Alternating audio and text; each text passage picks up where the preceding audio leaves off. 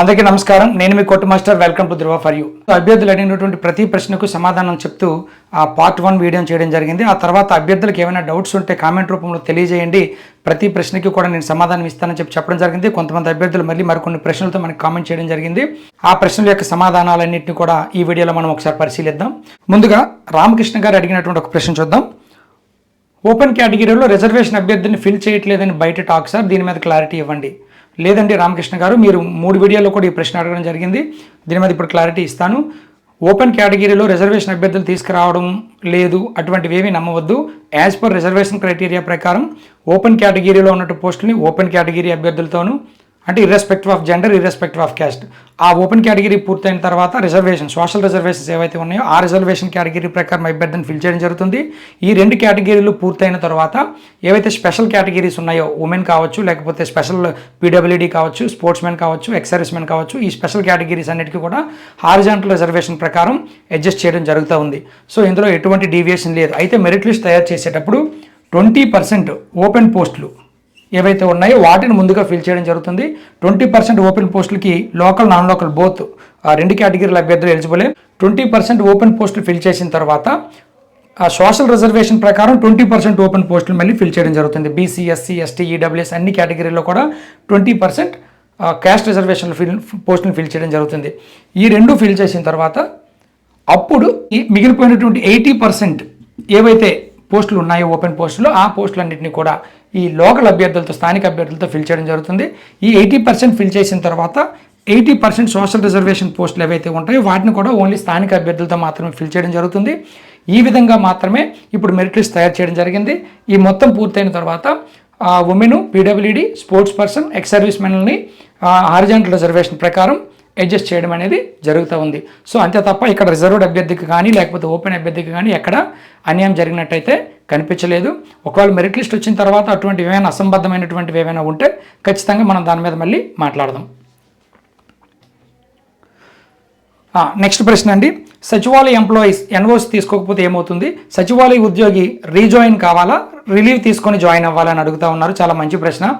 సచివాలయ ఉద్యోగి అయినా లేదా ఏ డిపార్ట్మెంట్ ఉద్యోగి అయినా ఖచ్చితంగా మనం కొత్త పోస్ట్కి అప్లై చేసుకునే ముందే మన డిపార్ట్మెంట్ నుంచి ఎన్ఓసి తెచ్చుకుంటే చాలా మంచిది.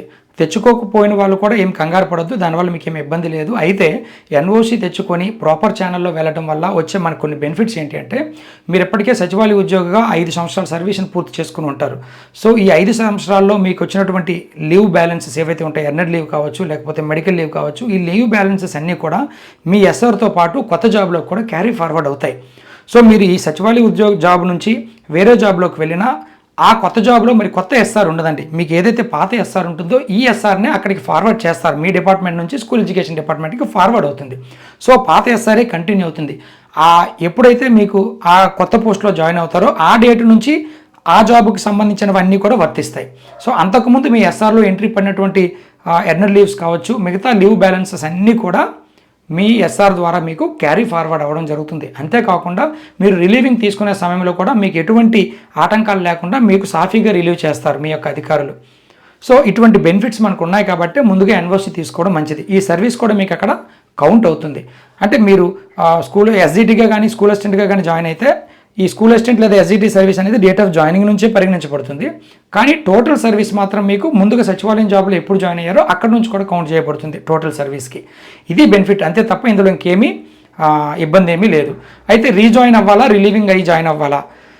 రీజాయిన్ అయితే మీ యొక్క ఎస్ఆర్ అనేది ఫార్వర్డ్ అవ్వదు కొత్త డిపార్ట్మెంట్కి. కొత్తగా మళ్ళీ ఎస్ఆర్ అక్కడ ఓపెన్ చేయాల్సి ఉంటుంది. మీకు పాత ఎస్ఆర్లో ఉన్నటువంటివన్నీ కూడా ల్యాప్స్ అయిపోతాయి.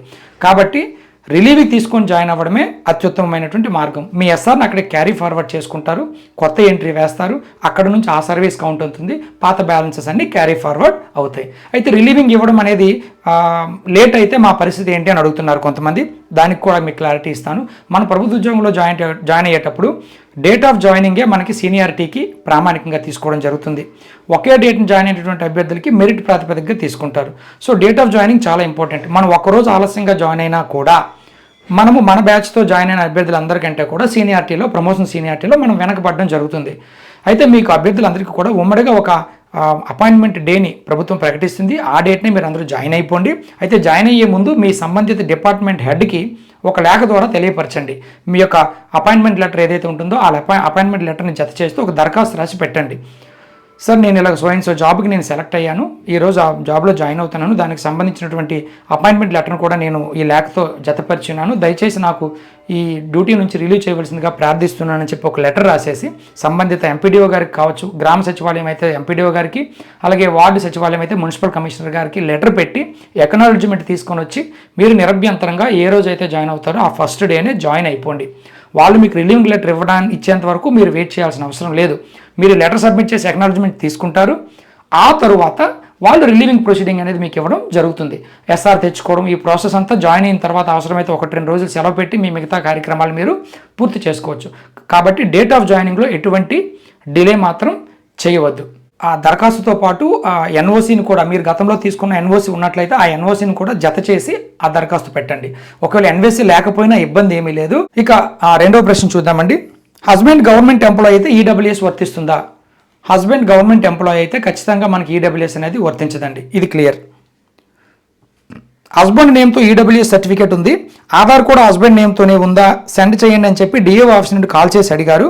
నేను సెండ్ చేశాను, డౌట్ ఉంటే మళ్ళీ కాల్ చేస్తామన్నారు, చేయలేదు, నాకేమైనా ప్రాబ్లం అవుతుందా అని చెప్పి ఒక మిత్రులు ప్రశ్న అడిగారు. మీ యొక్క ఈడబ్ల్యూఎస్ సర్టిఫికేట్ హస్బెండ్ పేరు మీద ఉంది, అలాగే ఆధార్ కార్డులో కూడా హస్బెండ్ నేమే ఉంది. మీరు ఆ అప్లికేషన్ సబ్మిట్ చేసేటప్పుడు కూడా ఆ సర్టిఫికేట్ సబ్మిట్ చేశారు. వాళ్ళకి డౌట్ ఉండడం వల్ల మరొకసారి క్లారిఫికేషన్ కోసం మాత్రమే మీకు అడిగారు, మీరు పంపించారు. కాబట్టి మీరు దీని గురించి చింతించాల్సినటువంటి అవసరం లేదు, మీకేం ఇబ్బంది ఉండదు. నెక్స్ట్, టీజీటీ లేదా స్కూల్ అసిస్టెంట్ జాబ్ చేస్తూ ఎంఎస్సి ఎలా చేయాలి సార్? ఎస్జీటీ అయినా టీజీటీ అయినా స్కూల్ అసిస్టెంట్ అయినా మనం ఏ జాబ్ చేస్తున్నా కూడా ఉన్నత చదువులు చదువుకునేటువంటి అవకాశం మనకు ఉంది. అయితే దీనికి కొన్ని రూల్స్ ఉంటాయి. మనం ఉద్యోగం చేస్తూ డైరెక్ట్గా కాలేజ్కి వెళ్ళి చదువుకునే అవకాశం లేదు. కాబట్టి డిస్టెన్స్ మోడ్లో మనం ఏ కోర్స్ అయినా చేసుకోవచ్చు.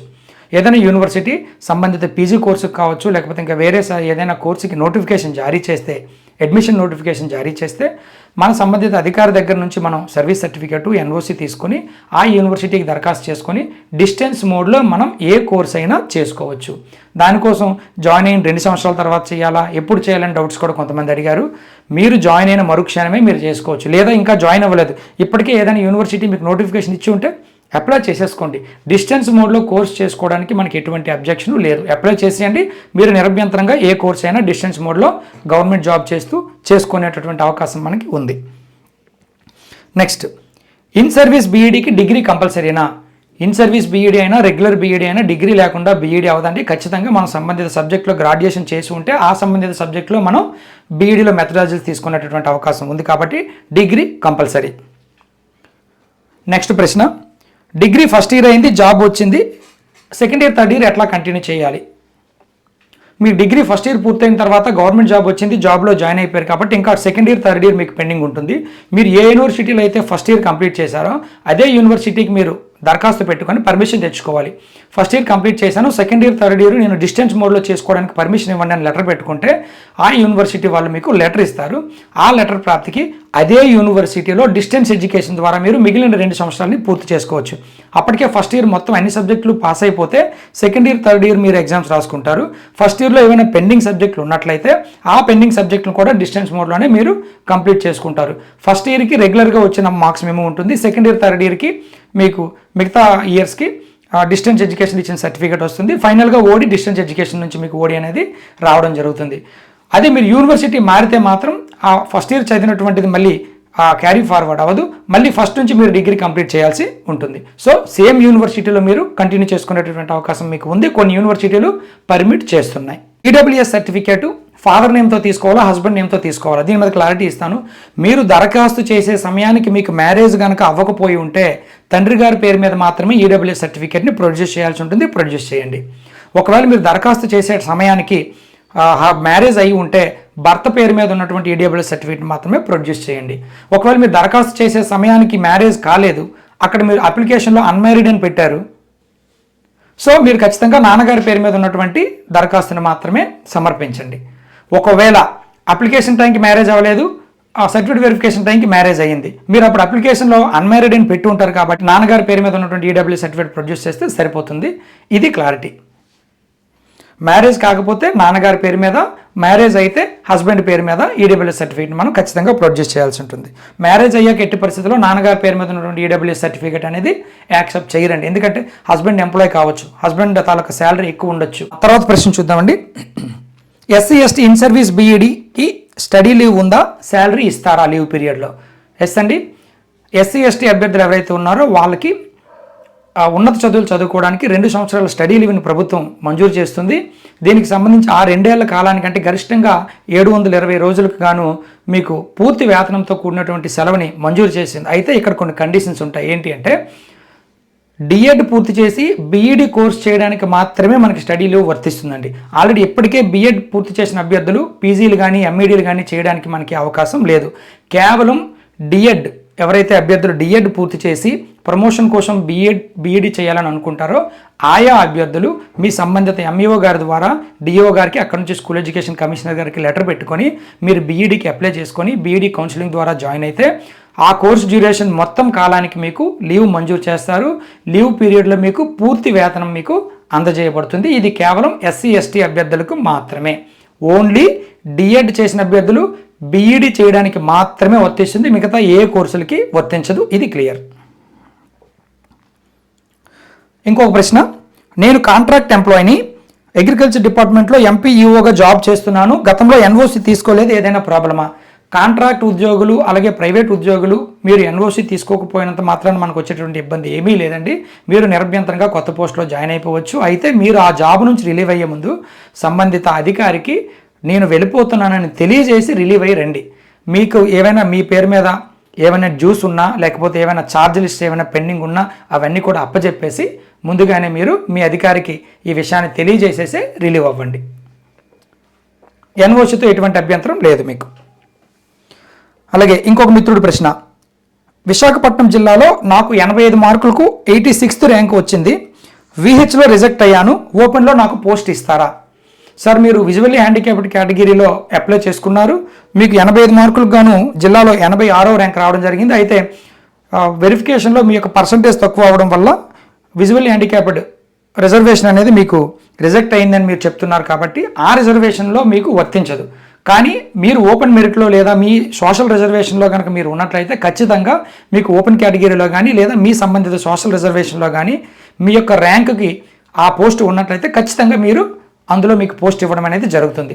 విహెచ్లో మాత్రం మరి మీరు పోస్ట్ క్లెయిమ్ చేయలేరు. కానీ మీ కేటగిరీలో ఓపెన్ కేటగిరీలో మీకు పోస్ట్ ఉంటే ఖచ్చితంగా మీరు క్లెయిమ్ చేసుకోవచ్చు. నెక్స్ట్, ఫాదర్ నేమ్తో ఉన్న క్యాస్ట్ సర్టిఫికేట్ అడిగారు, ఓల్డ్ది చూపించాను, వాట్సాప్లో పంపించాను, ఏదైనా ప్రాబ్లమా? నాన్నగారి పేరు మీద ఉన్నటువంటి క్యాస్ట్ సర్టిఫికేట్ మీకు అడిగారు అంటే మీరు భర్త పేరుతో ఉన్నటువంటి క్యాస్ట్ సర్టిఫికేట్ ఇప్పుడు ప్రొడ్యూస్ చేసి ఉండొచ్చు. వాళ్ళకి డౌట్ వచ్చి క్లారిఫికేషన్ కోసం అడుగుంటారు. మీరు ఆల్రెడీ వాట్సాప్ ద్వారా పంపించారు కాబట్టి మీకు ఎటువంటి ఇబ్బంది ఉండదండి. నెక్స్ట్ ప్రశ్న, SGT school assistant biology TGT 3 పోస్టులకు నేను సెలెక్ట్ అయ్యాను. నేను తొలి ప్రిఫరెన్స్ ఎస్జిటి, రెండో ప్రిఫరెన్స్ స్కూల్ అసిస్టెంట్ బయాలజీ, మూడో ప్రిఫరెన్స్ పీజీటీ ఆప్షన్ ఇచ్చాను, నాకు ఏ పోస్ట్ ఇస్తారు? సార్, ఇది క్లియర్, ఇందులో డౌట్ పడడానికి ఎటువంటి సందేహం లేదు. మీరు ఎస్జిటి, ఎస్ఏ బయాలజీ అలాగే టీజీటీకి మీరు అప్లై చేయడం జరిగింది, 3ంటికి కూడా సెలెక్ట్ అవ్వడం జరిగింది. కానీ టీజీటీకి సంబంధించి మీకు ఇంగ్లీష్ ప్రొఫిషియన్సీ టెస్ట్ అవ్వలేదు కాబట్టి మీరు టీజీటీకి అనర్హత సాధించినట్లే. మీరు ఎస్జిటి అలాగే స్కూల్ అసిస్టెంట్ బయాలజీకి మాత్రమే ఎలిజిబుల్. ఆ రెండింటికి సర్టిఫికేట్ వెరిఫికేషన్ సక్సెస్ఫుల్గా పూర్తయితే మీరు ఫస్ట్ ఆప్షన్ ఎస్జిటి ఇచ్చారు కాబట్టి మీకు ఎస్జిటి పోస్ట్ మాత్రమే ఇస్తున్నారు. పోస్ట్ ప్రిఫరెన్స్ మార్చుకునేటువంటి అవకాశం మనకి ఇవ్వలేదు. మీరు తొలి ప్రాధాన్యతగా ఏ పోస్ట్ అయితే ఇచ్చారో ఆ పోస్ట్కి మీకు ఎలిజిబిలిటీ ఉంటే ఆ పోస్ట్ మాత్రమే ఇవ్వబడుతుంది. దానికంటే పెద్ద పోస్టుకి మీరు సెలెక్ట్ అయినా ప్రిఫరెన్స్ తొలి ప్రాధాన్యత ఇవ్వకపోతే మీకు ఆ పోస్ట్ ఇవ్వరు. కేవలం తొలి ప్రిఫరెన్స్లో ఉండి మీరు ఎలిజిబిలిటీ సాధించినటువంటి పోస్ట్ మాత్రమే ఇవ్వబడుతుంది, గమనించాలి. అలాగే ఇంకొక మిత్రుని ప్రశ్న, సోషల్ స్టడీస్ అలాగే పీడీ రెండింటిలో క్వాలిఫై అయ్యాను, పీడీ వెరిఫికేషన్ జరిగింది, అప్పుడు సోషల్ బీఈడీ చూపలేదు, మళ్ళీ కాల్ చేసి అడిగారు, సోషల్ బీఈడీ వెరిఫై చేసి జిరాక్స్ తీసుకున్నారు, దీనివల్ల నాకు ఏమైనా ఇబ్బంది ఉంటుందా? మీకు ఏ ఇబ్బంది ఉండదండి. మీరు ఆల్రెడీ స్కూల్ అసిస్టెంట్ సోషల్కి అలాగే పీడీ రెండింటికి క్వాలిఫై అయ్యారంటున్నారు, పీడీకి సంబంధించిన వెరిఫికేషన్ కూడా పూర్తయింది అంటున్నారు, సోషల్కి సంబంధించిన బీఈడీ సర్టిఫికేట్ మీకు అడిగారు, మీరు ప్రొడ్యూస్ చేశారు. ఒకవేళ మీకు రెండింటికి ఎలిజిబిలిటీ వచ్చినట్లయితే మీరు ఈ రెండింటిలో ఏది తొలి ప్రాధాన్యత ఇచ్చారో ఆ పోస్ట్ మీకు ఇవ్వబడుతుంది.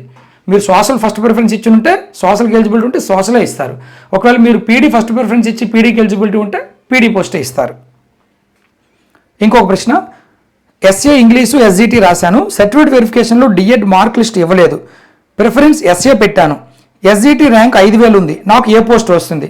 మీరు స్కూల్ అసిస్టెంట్ ఇంగ్లీష్కి క్వాలిఫై అయ్యారు, ఎస్జిటిలో 5000 ర్యాంక్ అంటున్నారు. ఒకవేళ మీరు మెరిట్లో ఉన్నప్పటికీ కూడా మీరు స్కూల్ అసిస్టెంట్ ఇంగ్లీషే తొలి ప్రాధాన్యత పెట్టారు అంటున్నారు కాబట్టి దానికి మీరు ఆల్రెడీ వెరిఫికేషన్ అయిపోయింది, ఎలిజిబిలిటీ సాధించారు కాబట్టి మీకు స్కూల్ అసిస్టెంట్ ఇంగ్లీష్ పోస్ట్ మాత్రమే వస్తుందండి. నెక్స్ట్ ప్రశ్న, ఎస్ఏ టీజీటీ పీజీటీకి అప్లై చేశాను, పీజీటీకి ఓడి రాలేదని నన్ను రిజెక్ట్ చేశారు, ఎస్ఏ టీజీటీకి ఎలిజిబుల్ రాశారు, ప్రాబ్లం ఉండదు కదా? పీజీటీ అంటే మీరు పీజీ ఓడీని సబ్మిట్ చేయడంలో ఫెయిల్ అయి ఉంటారు కాబట్టి మీకు పీజీటీకి రిజెక్ట్ చేశారు. మిగతా టీజీటీ స్కూల్ అసిస్టెంట్కి సంబంధించి ఎలిజిబిలిటీ రాశారు కాబట్టి మీకు ఎటువంటి అభ్యంతరం లేదు. ఎస్ఏ అలాగే టీజీటీలో ఏది తొలి ప్రాధాన్యతగా మీరు ఇచ్చి ఉంటారో ఆ పోస్ట్ మీకు ఇవ్వడం జరుగుతుంది. నెక్స్ట్ ప్రశ్న, ఒక సర్టిఫికేట్లో స్పెల్లింగ్ మిస్టేక్ జే బదులు జెడ్ పడింది, ఏదైనా ప్రాబ్లం అవుతుందా? ఏదైనా ఒక సర్టిఫికేట్ స్పెల్లింగ్లో ఒక అక్షరం తేడా ఉన్నంత మాత్రాన మన క్యాండిడేచర్కి వచ్చినటువంటి ఇబ్బంది ఏమీ ఉండదు, మీరేమీ భయపడాల్సినటువంటి అవసరం లేదు.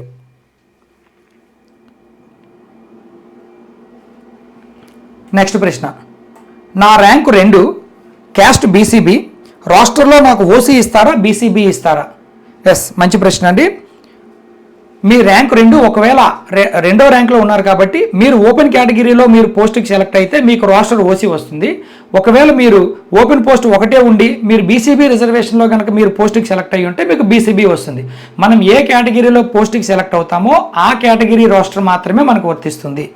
మీరు ఇక్కడ బీసీబీ క్యాండిడేట్ అయినప్పటికీ మీరు మెరిట్లో రెండో ర్యాంక్లో ఉన్నారు, ఓపెన్ పోస్టులు 2 కంటే ఎక్కువ ఉండి మీకు ఓపెన్లో పోస్ట్ వస్తే మీకు ఓసీ రాస్టర్ మాత్రమే ఇవ్వబడుతుంది. నెక్స్ట్ ప్రశ్న, మార్చిలో తీసుకున్న ఈడబ్ల్యూఎస్ సర్టిఫికేట్ సబ్మిట్ చేశాను, ఏదైనా ప్రాబ్లం అవుతుందా? ఏ ప్రాబ్లం లేదండి. మార్చి అంటే ఇంకా 6 నెలలు కూడా పూర్తి అవ్వలేదు. మీకు 1 year లోపు ఉన్నటువంటి సర్టిఫికేట్ని వాళ్ళు యాక్సెప్ట్ చేస్తారు కాబట్టి మీకు ఏ సమస్య ఉండదు. నెక్స్ట్ ప్రశ్న, నా ఒరిజినల్ సర్టిఫికేట్ పోయింది, బోర్డు నుంచి డూప్లికేట్ సర్టిఫికేట్ తెచ్చుకున్నాను, సర్టిఫికేట్ వెరిఫికేషన్లో డూప్లికేట్ చూపించాను, నాకు ఏదైనా ప్రాబ్లం అవుతుందా?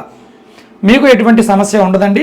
కొన్ని సందర్భాల్లో మన యొక్క ఒరిజినల్ సర్టిఫికేట్లు మనం పోగొట్టుకోవచ్చు, లేదా కోల్పోవచ్చు, లేదా దొంగతనానికి గురి కావచ్చు, లేదా యాక్సిడెంటల్గా ఎక్కడైనా కాలిపోయేటటువంటి అవకాశం కూడా ఉంటుంది. అటువంటి సందర్భాల్లో సంబంధిత బోర్డుకి మనం త్రూ ప్రాపర్ ఛానల్ దరఖాస్తు చేసుకుంటే మన యొక్క డీటెయిల్స్ని పరిశీలించి వాళ్ళు మనకి డూప్లికేట్ సర్టిఫికేట్ని జారీ చేస్తారు. ఒరిజినల్ సర్టిఫికేట్కి ఎంత వ్యాలిడిటీ ఉంటుందో బోర్డు వారు జారీ చేసిన డూప్లికేట్ సర్టిఫికేట్ కూడా అంతే వ్యాలిడిటీ ఉంటుంది కాబట్టి మీకు ఎటువంటి ఇబ్బంది ఉండదు. నెక్స్ట్ ప్రశ్న, నేను పీజీటీ, టీజీటీ, ఎస్జిటి మూడింటికి సెలెక్ట్ అయ్యాను, తొలి ప్రాధాన్యత పీజీటీకి ఇచ్చాను, ఇప్పుడు ఆప్షన్ మార్చుకోవచ్చా? ఇప్పటికి చాలాసార్లు చెప్పాను సార్, మనం తొలి ప్రాధాన్యత ఏదైతే ఇచ్చామో ఆ పోస్ట్కి ఎలిజిబిలిటీ ఉంటే మనకు ఆ పోస్ట్ మాత్రమే ఇవ్వబడుతుంది. మన పోస్ట్ ప్రిఫరెన్స్ మార్చుకునేటటువంటి అవకాశం ప్రభుత్వం ఇవ్వలేదు, ఇక ఇస్తుందని కూడా నేను భావించడం లేదు. ఎందుకంటే ఆల్రెడీ తుది అంకానికి వచ్చింది.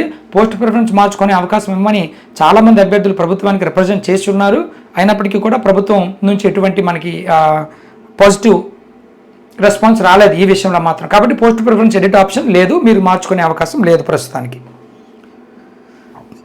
నెక్స్ట్ ప్రశ్న, SGT non local Kurnool 85.55 marks వచ్చాయి, నా rank 213, OC, what is my status?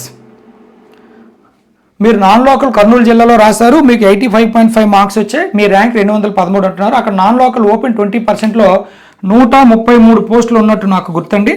So 133 rank కాబట్టి మీది 213 అంటున్నారు కాబట్టి మీరు మెరిట్కి కాస్త దూరంలోనే ఉన్నారు. అయితే ఎవరైనా రిజెక్ట్ అయితే ఓపెన్ వాళ్ళని తీసుకోరా అని అడిగారు, ఖచ్చితంగా తీసుకుంటారండి. ఈ ముందు ఉన్నటువంటి పోస్టుల్లో అభ్యర్థుల్లో ఎవరైనా రిజెక్ట్ అయినా, సర్టిఫికేట్ వెరిఫికేషన్లో డిస్క్వాలిఫై అయినా ఆ స్థానంలో ఎలిజిబిలిటీ ఉన్నటువంటి మెరిట్లో తర్వాత క్యాండిడేట్స్ని తీసుకొని వాళ్ళకి వెరిఫికేషన్కి పిలిచి వాళ్ళకి వెరిఫికేషన్ చేయడం జరిగింది. ఆ పద్ధతిలోనే జరుగుతూ ఉంది. కాబట్టి ఎవరైనా రిజెక్ట్ అయితే వాళ్ళ ప్లేస్లో ఎలిజిబిలిటీ ఉన్న మెరిట్లో నెక్స్ట్ క్యాండిడేట్స్కి అవకాశం ఖచ్చితంగా ఇస్తారు. నెక్స్ట్ ప్రశ్న, SA English PGT certificate verification అయింది, నాకు ఏ పోస్ట్ వస్తుంది? మీరు స్కూల్ అసిస్టెంట్ అలాగే పీజీటీ రెండింటికి వెరిఫికేషన్ అయింది. మీరు ఎలిజిబిలిటీ సాధించిన పోస్టుల్లో తొలి ప్రాధాన్యతగా ఏ పోస్ట్ ఇచ్చి ఉంటారో ఆ పోస్ట్ మాత్రమే మీకు ఇవ్వబడుతుంది.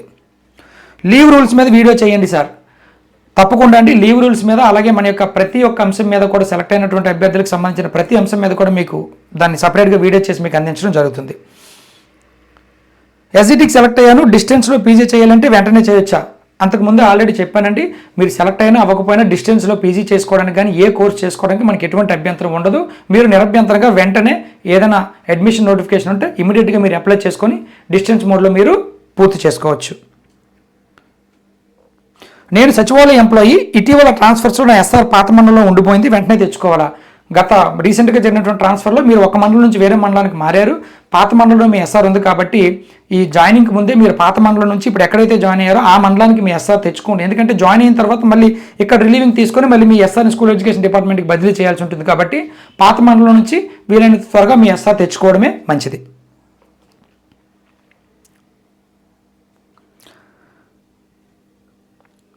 నెక్స్ట్ ప్రశ్న, డిఎస్సి అప్లికేషన్ టైంకి అన్మ్యారీడ్, జాబ్ సెలెక్ట్ అయ్యేటప్పటికి మ్యారేజ్ అయింది, ఏదైనా ప్రాబ్లమా? ముందే చెప్పానండి, మీరు అప్లికేషన్ సబ్మిట్ చేసే టైంకి మీరు అన్మ్యారీడ్ కాబట్టి మీరు అక్కడ మ్యారిటల్ స్టేటస్ అన్మ్యారీడ్ అని పెట్టి ఉంటారు దరఖాస్తులో, కాబట్టి మీకు ఏ సమస్య ఉండదు. మీకు వెరిఫికేషన్ టైంకి మీకు మ్యారేజ్ అయినా కూడా సంబంధం ఉండదండి. ఎందుకు? మీరు అప్లికేషన్ దరఖాస్తు చేసుకున్న టైంకి మీరు అన్మ్యారీడ్ కాబట్టి అదే సబ్మిట్ చేశారు, ఎటువంటి ఇష్యూ మీకు ఉండదు.